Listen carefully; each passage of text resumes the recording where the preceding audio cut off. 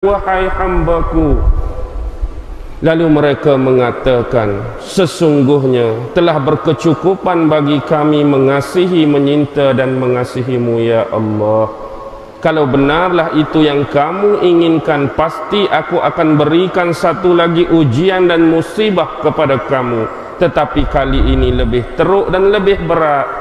Sesungguhnya jika ujian dan musibah ini aku timpakan kepada bukit dan kepada gunung ganang, pasti mereka tidak akan mampu untuk menahannya. Lalu diberikanlah ujian itu kepada mereka. Tetapi bagi hamba yang masih tersisa ini, mereka terus sabar, mereka sentiasa berdoa, mereka tawadhu, mereka tawakal kepada Allah dengan ujian yang diberikan. Mereka masih tetap bertahan. Lalu dengan yang tersisa itulah Allah Subhanahu wa ta'ala telah memberitakan kepada Sirri, wahai Sirri, kamu lihatlah, inilah sebenarnya kekasih-kekasihku. Mereka lah sebenarnya yang benar-benar makrifat akanku. Mereka sesekali tidak terpesona dengan dunia. Mereka tidak beramal semata-mata kerana mengharapkan syurga. Mereka tidak beramal semata-mata kerana nak mengelakkan diri dan takut kepada neraka. Dan mereka tidak bersibukkan dalam menghadapi ujian, musibah dan bala yang diberikan. Mereka masih tetap berkhidmat kepadaku dalam apa jua keadaan. Mereka masih tetap sayang, cinta dan kasih kepadaku. Inilah manusia-manusia yang benar-benar kenal dan makrifat kepadaku. Baik, dalam konteks ini, inilah lebih kurang cerita yang telah diberikan oleh Sirri melalui pengalaman mimpinya pada malam tersebut kepada muridnya, yaitu Junaid al-Baghdadi. Apapun rumusan daripada mimpi tersebut ialah, ada di antara hamba-hamba Allah yang telah diberikan kedudukan, ada di antara hamba-hamba Allah yang telah diberikan pangkat darjat yang lebih mulia berbanding dengan hamba-hamba yang lain. Mereka itulah yang dikenali sebagai wali-wali Allah Subhanahu wa ta'ala. Dan mereka hidup di dunia bukanlah berkehendakkan kepada kenikmatan-kenikmatan dunia. Mereka beramal dan beribadat hanyalah semata-mata berpaksikan dan bertunjangkan kepada Allah Subhanahu wa ta'ala, bukan semata-mata mengharapkan syurga daripada Allah. Dan mereka juga beramal, bertunjang dan berpaksikan kepada Allah, bukan semata-mata takut dihumbankan Allah ke dalam neraka. Bahkan kehidupan mereka sentiasa dihiasi dengan ujian, sentiasa dihiasi dengan bala, sentiasa dihiasi dengan musibah oleh Allah, tetapi mereka tetap bertahan. Jadi apapun daripada kisah ini, kita sudah dapat mengerti bahawa ada sebahagian daripada kalangan manusia-manusia ini diberi kehebatan, diberi kekeramatan oleh Allah atas nama wali Allah. Dan hari ini ramai yang mempersoalkan, kadang-kadang bila menceritakan tentang kisah-kisah wali, bila mempersoalkan tentang kisah-kisah orang yang soleh, ada yang mengatakan banyaknya karut-marut, banyaknya dongengan-dongengan, banyaknya reka-reka cipta yang dimasukkan dalam kisah-kisah tersebut. Bahkan ada yang mengatakan sehingga melampaui kisah-kisah kehebatan dan keagungan sahabat.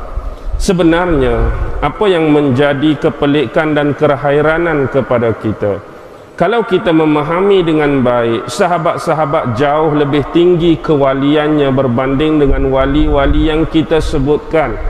Imam-imam mazhab jauh lebih tinggi kewaliannya berbanding dengan wali-wali yang sedia ada. Sebenarnya kenapa mereka tidak digelar sebagai wali-wali Allah? Kerana mereka tertampan dengan gelaran-gelaran yang lebih pada zaman mereka. Gahnya mereka dengan gelaran awal itu menutup kewalian mereka. Megahnya nama-nama di depan mereka tadi menutup kewalian mereka. Sebagai contoh, di sisi Rasulullah mereka lebih masyhur dan dikenali dengan panggilan sahabat. dan panggilan ini lebih mulia dan lebih aula diutamakan kepada mereka berbanding dengan nama wali Allah. Walhal walaupun mereka sahabat, mereka tetap wali-wali Allah. Tetapi kerana tagline sahabat itu tidak terkesan kepada kita, mereka ini adalah wali Allah. Begitu juga dengan imam-imam mazhab. Kerana di depan mereka sudah ada tagline imam, di depan mereka sudah ada pangkat imam yang menutup sebenarnya mereka juga adalah sebahagian besar dari wali-wali Allah yang mengambil dan berjalan dengan jalan-jalan tertentu. Tetapi tidak bagi yang biasa ini, yang corak kehidupan mereka mungkin sedikit berbeza, mengambil jalan dan cara pendekatan sendiri, yang di depan mereka tidak ada title sahabat, di depan mereka tidak ada title tabi'in, di depan mereka tidak ada tabi'in, imam-imam tertentu, mujtahid dan sebagainya. Yang inilah menyebabkan nama mereka lebih naik dan sinonim popular dengan ulama-ulama ataupun ahli-ahli beraliran tasawuf yang dikenali sebagai wali Allah. Apapun janganlah kita terlalu bersibuk-sibukkan dengan kata nama tadi. Apa yang penting ialah pelaksanaan dan jalan yang kita bawa di dalam hidup. Dalam konteks ini, lebih kurang kita pada pagi ini saya nak memberitakan, memang terlalu sukar, memang terlalu payah bagi kita untuk kita menerangkan tentang ilmu yang lebih mirip kepada hakikat, untuk kita menerangkan kepada ilmu yang lebih mirip kepada makrifat bagi mereka yang hidupnya berteraskan dan berdasarkan syariat semata-mata. Bagi orang yang telah lazim berhadapan dengan ilmu syariat dan mereka sama sekali langsung tidak pernah berpijak, tidak pernah merasa dan tidak pernah terjun dalam aliran-aliran tarikat tertentu, lagilah terlalu sukar untuk mereka memahami, mengenal dan merasa kepada step dan langkah seterusnya. Apa yang kita namakan sebagai hakikat dan apa yang kita namakan sebagai ma'rifat. Jadi kita lihat di sini ramai di kalangan yang membawa aliran syariat, kita pun tak meninggalkan syariat. Mereka di kalangan ini ada yang menghafal banyak ayat-ayat Al-Quran, bahkan ada di aliran syariat ini sampai menghafaz keseluruhan Al-Quran dan menghafaz beratus-ratus serta beribu-ribu hadis. Tetapi kadang-kadang inilah yang kita ingin sebutkan. Apakah sebenarnya yang dimaksudkan dengan Al-Quran? Al-Quran itu adalah kalam Allah, dan kalam Allah ini adalah merupakan sebahagian daripada nur Allah, dan nur inilah yang menghidupkan ruh-ruh Al-Quran yang dikatakan berseni, tidak berhuruf dan tidak bersuara di belakang tulisan-tulisan tadi.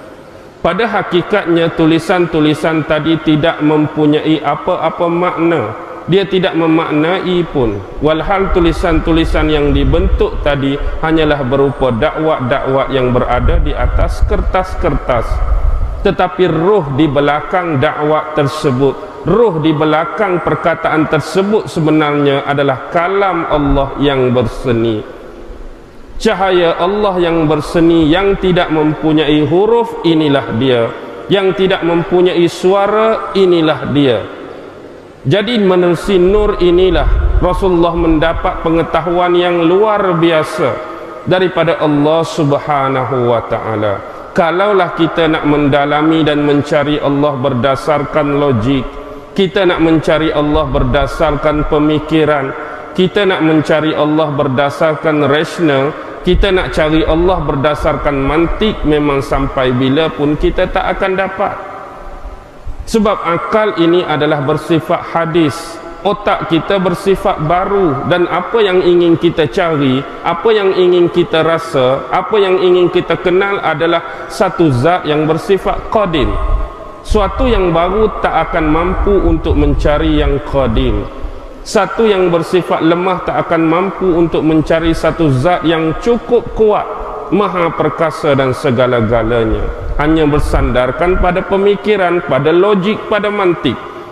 Tetapi Allah tidak membiarkan kita demikian. Dia telah menyediakan firman-firmannya, wahyu-wahyunya, ayat-ayatnya, dan Rasulullah antara sebagai pengantara untuk menyebar luaskan ilmu ini, untuk memperkenalkan kepada sebahagian besar makhluknya yang dinamakan manusia, untuk merintis jalan supaya dengan lebih mudah dan lebih dekat memperkenalkan Allah kepada kita semua.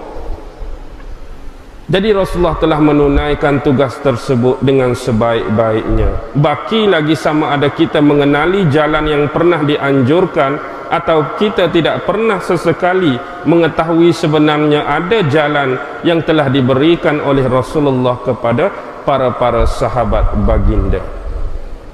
Jadi kalaulah kita berdepan dengan mereka yang berdasarkan syariat semata-mata, mereka pasti akan menolak jalan-jalan yang telah diambil ini semata-mata di luar ilmu mereka, semata-mata di luar maklumat mereka, semata-mata di luar informasi yang dimiliki oleh mereka. Tidak pernahkah mereka mendengar hadis yang diriwayatkan oleh Abu Hurairah, hadis riwayat Abi Abdurrahman As-Salmi, sesungguhnya ada sebahagian ilmu itu yang aku namakan sebagai hayatil maknun. Apakah maksud hayatil maknun? Perhiasan yang sangat indah, yang mana hayatil maknun ini tersimpan dengan cukup rapi dan hanya dipunyai dan diketahui oleh ulama-ulama Allah. Dan sekiranya mereka menerangkan kepada orang lain tentang sifat ilmu hayatil maknun ini, maka semua akan menerimanya kecuali yang mengingkarinya, mereka yang tidak lagi hati mereka mempunyai zikir dan ingat kepada Allah. Ini hadis daripada Bukhari tentang penamaan Rasulullah kepada suatu ilmu khusus yang diberi nama hayatil maknun. Juga di dalam hadis masyhur yang lain yang diriwayatkan oleh Bukhari dan Muslim, juga daripada sahabat Abi Hurairah, sesungguhnya aku telah menerima daripada Rasulullah 2 kantung ilmu. Dengan kata lain, Abu Hurairah menerima daripada Rasulullah 2 jenis ilmu. Yang pertama ialah yang wajib aku menyebar luaskannya kepada sahabat-sahabat dan orang lain, yaitu ilmu syariat. Tetapi yang kedua ini tidak diwajibkan bagiku untuk menyebarkannya. Dan sekiranya aku menyebarkan, aku khawatir dan aku bimbang bila aku sampaikan ilmu yang kedua ini, pasti kamu akan memerahkan leherku di antara ini dan ini. Dengan kata lain, kamu akan menghalalkan darahku. Inilah ilmu hayatil maknun, yang mana ilmu ini telah diijazahkan secara terus oleh Rasulullah kepada sebahagian para sahabat. Ilmu ini tidak disembunyikan, tetapi dia ialah ilmu yang khusus. Maksudnya sekiranya sahabat ingin memberitakan ilmu ini kepada sahabat-sahabat yang lain, dia terlebih dahulu terpaksa meminta keizinan yang khas daripada Rasulullah untuk menyampaikannya. Tidak sebagaimana ilmu pertama yang didapati oleh Abu Hurairah.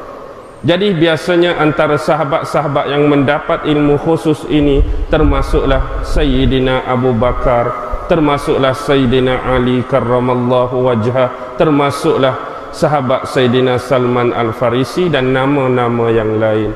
Mengikut keutamaan dan kekhususan sahabat-sahabat tadi di samping keberadaan mereka bersama Rasulullah.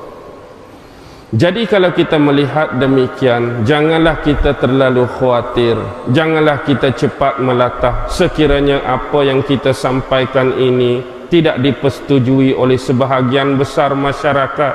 Ilmu yang kita pamerkan ini tidak diterima oleh sebahagian besar masyarakat.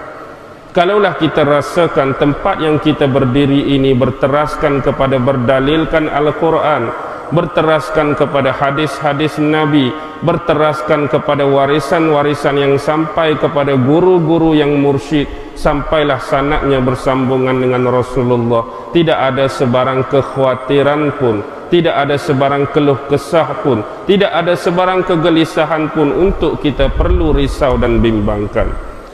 Jadi sebenarnya bila melihat konteks ilmu hayatil maknun yang lebih menjurus kepada ilmu hakikat dan ma'rifat ini, jadi kembalilah kita kepada suatu kisah yang mana dirakamkan oleh Allah secara khusus di pertengahan surah Al-Kahfi.